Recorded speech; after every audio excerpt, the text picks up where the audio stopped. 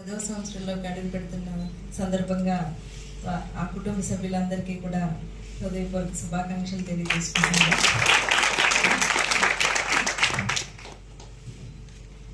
ఈనాటి శిక్షణ తరగతులు ముగింపు కార్యక్రమానికి నన్ను ఆహ్వానించిన పాత్రికేయ సోదరులందరికీ కూడా నా హృదయపూర్వక నమస్కారాలు. అలాగే వేదిక మీద ఉన్న పెద్దలు ప్రిన్సిపల్ ఉమా మహేశ్వర గారికి ప్రత్యేక నమస్కారాలు తెలియజేసుకుంటూ వేదిక మీద ఉన్న పెద్దలందరికీ కూడా నా హృదయపూర్వక నమస్కారాలు.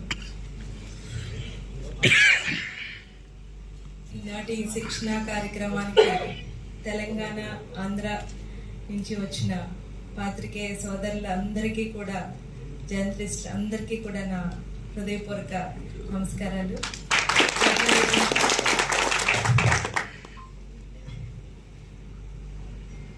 ఏ వ్యవస్థలో అన్నా, ఏ వృత్తిలో అయినా తగిన శిక్షణ ఉంటే వారి ముందుకు వెళ్ళడానికి, వారి ఆ వ్యవస్థలో అభివృద్ధి చెందడానికి అన్నది ఒక శిక్షణ అన్నది అవసరం.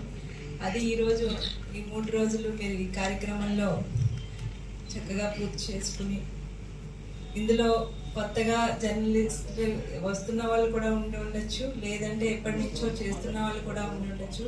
కాకపోతే ఇందాక కదులన్నట్టు జర్నలిస్టులు ఒక విద్యావంతులు అయితేనే సరిపోదు, వాళ్ళకి ఒక నాలెడ్జ్ అన్నది పబ్లిక్ మీద, ఒక వ్యవస్థ మీద వాళ్ళకి ఒక నాలెడ్జ్ అన్నది, అంటే వేగంగా రెస్పాండ్ అయ్యే పరిజ్ఞానం అన్నది ఉండాలి. ఒక ఇష్యూ మీద అది చదువుకున్నంత మాత్రాన, విద్యా అర్హతలు వచ్చినంత మాత్రాన కాదు, ఒక జర్నలిస్టులకి ఆ పరిజ్ఞానం ఉంటే వాళ్ళు పనిచేసే సంస్థ అయినా, వాళ్ళు పనిచేసే వ్యవస్థలో అన్నా కూడా వాళ్ళు రాణింపు అన్నది, వాళ్ళకు ఒక తగిన గుర్తింపు అన్నది రావడంలో ముఖ్య కారణం వాళ్ళకున్న ఆ రెస్పాన్సిబిలిటీ అని నేను నమ్ముతాను. ఖచ్చితంగా జర్నలిస్టులు అనే వాళ్ళు రాజకీయాలకు అతీతంగానే పనిచేయాలి. ఎందుకంటే వాళ్ళకి పబ్లిక్ మీద ఒక అవగాహన ఉండాలి, పబ్లిక్ మీద ఉన్న సమస్యలు, పబ్లిక్ సమస్యల మీద ఒక రెస్పాన్సిబిలిటీ ఉండాలి. దానివల్లనే వాళ్ళు చూపించే, ఆ జర్నలిస్ట్లో వాళ్ళు చూపించే ప్రతిభ అన్నది కనిపిస్తుంది. మీరందరూ కూడా ఈ శిక్షణా తరగతిలో పెద్దలు చెప్పినట్టు ఇందాక నేను ఆ పేపర్ కూడా చదవడం జరిగింది. అందులో ఉన్న విషయాలు నిజంగా మీరందరూ కూడా ఈ 3 రోజులు విజయవంతంగా పూర్తి చేసి ఉంటారు, చేశారని మరొకసారి మీ అందరికీ కూడా అభినందనలు తెలియజేస్తూ, మీరందరూ కూడా రాబోయే కాలంలో మీరు పనిచేసే సంస్థకి ఒక గుర్తింపు, గౌరవం తీసుకొస్తారని, మీరు పనిచేసే వృత్తికి కూడా మీరు ఒక గౌరవం తీసుకొస్తారని కోరుకుంటూ ఈ అవకాశాన్ని ఇచ్చిన మీ అందరికీ కూడా ధన్యవాదాలు. ఇక్కడికి వచ్చి ఓపికగా మీ రూమ్స్ అలాట్ చేసిన రూమ్స్ నుండి ఇక్కడ నుండి చక్కగా మీరు ఉన్నారా లేదా అని తెలియకుండానే సాగిపోతుంది. ఇవాళ శిక్షణ తర్వాత ఇక్కడ పెట్టాను, నేనే ఆశ్చర్యపోయి ఇంతమంది ఇక్కడ ఉన్నారా అని. అది ఏపీ తెలంగాణ నుంచి అంత డిసిప్లిన్ గా మీరు చేసుకున్న కార్యక్రమం చాలా హ్యాపీ అండి. మీరు అందరూ కూడా ఇక్కడ ఉన్నందుకు చాలా సంతోషం. అంటే ఈ రోజున సోషల్ మీడియా రిపోర్టర్లు, పేరునికైన రిపోర్టర్లు, మరి సాధారణ రిపోర్టర్లు, యూట్యూబర్స్ అందరూ కూడా పూర్తిగా వ్యక్తిగత విలువలు ఉండాలి. అవి ఎలా చేయాలి, ఏం చేయాలి అంటే ప్రతిదానికి టీచింగ్ ఉండాలి. అంటే దానికంటే ఎక్స్పర్ట్, సీనియర్ నేను అన్నాను. ఒక ఎస్ఐగా రిక్రూట్గా వచ్చాను, నా ఇష్టం యూనిఫామ్ వేసుకున్నా ఏది చేసేస్తే సరిపోద్ది, నేను ఎగ్జామ్ రాసి వచ్చాను కదా, గవర్నమెంట్ రిక్రూట్ అయ్యాను కదా, ఏది చేసేస్తే సరిపోద్ది కదా, దానికి ఒక చట్టం ఉంది, దానికన్నా మించి చట్టం. అప్పుడే మాకు ఎక్స్పీరియన్స్ వస్తే మేము కొత్త పడడం సీనియర్స్ ఎలా ఫాలో అవ్వాలి, గైడ్ ప్రతి దానికి రూల్స్ అండ్ గైడ్ లైన్స్ పర్టికులర్గా ఉంటాయి. మనం ఏది బట్టి అది మనం ఉంది కదా, మనకి ఏదో రాయడం కాకుండా దానికి రాసే ముందు దాని గురించి అవగాహన కలిగించుకోవడం, సీనియర్తో సంభాషించుకోవడం, ఇలా చేస్తున్నామండి అన్ని చెప్పుకోవడం, దాన్ని ఎలా చేయాలని అందరూ కూడా శిక్షణ ఇవ్వడం.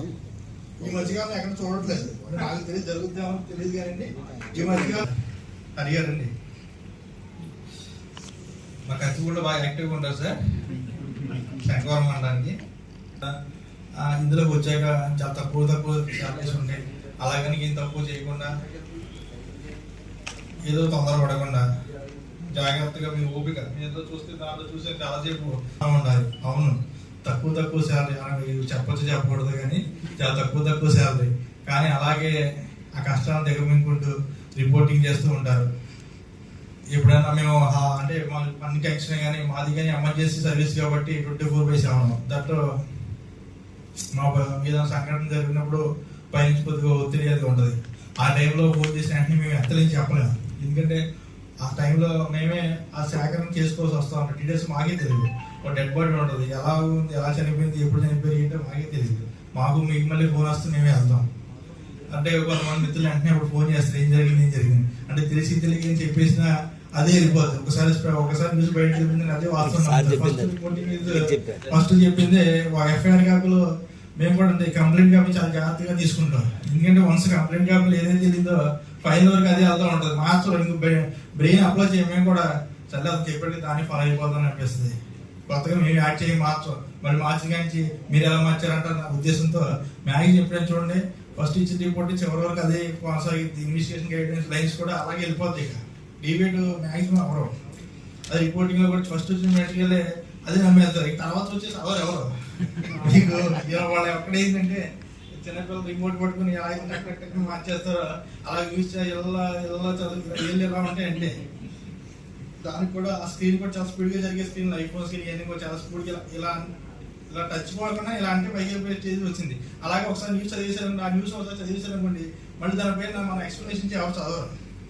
ఫస్ట్ న్యూస్ చదివేసాను కదా అయ్యిందే కదా, దాని ఏదో మార్చి ఉంటుంది ఏముంటుంది.